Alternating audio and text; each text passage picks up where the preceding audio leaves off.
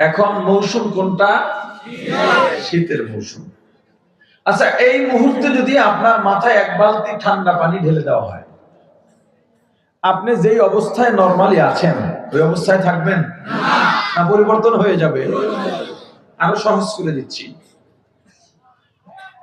1 বছরের ছোট সন্তান, ছেলে হোক বা মেয়ে হোক, এই একটু একটু মা ডাকে, বাবা ডাকে, পুরোপুরি পারে না।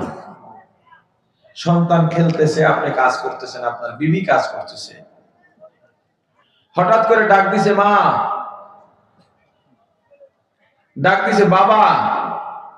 আপনি বলেন তো, এই ডাকের পরে আপনি যে স্বাভাবিক ছিলেন, আপনার অন্তরটা কি, অন্তরের অবস্থা কি সেই স্বাভাবিক অবস্থানে থাকে? পরিবর্তন হয়ে যায়। মনে হয় যেন দৌড়ে গিয়ে সন্তানের কাছে যায়, একটা টান মারে, মায়া বেড়ে যায়, ওর ডাক দিলেই ভালো লাগে, অন্তরে একটা প্রশান্তি চলে আসে।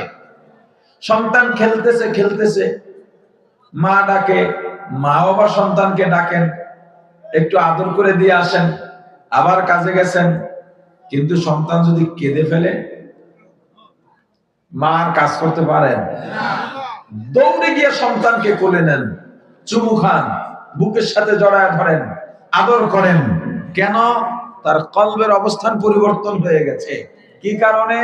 সন্তানকে ভালোবাসে, সন্তান কেঁদেছে, মা সইতে পারে নাই। মুমিন ভালোবাসবে কাকে? আওয়াজ দিয়া বলেন কাকে?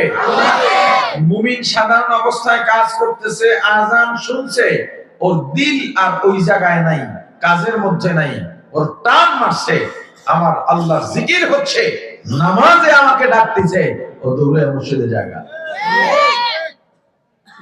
আর আল্লাহর জিকিরের পরে যাদের কলবের হালত পরিবর্তন হয় না, ও মুমিন না, ও মুমিন হতেও পারে না।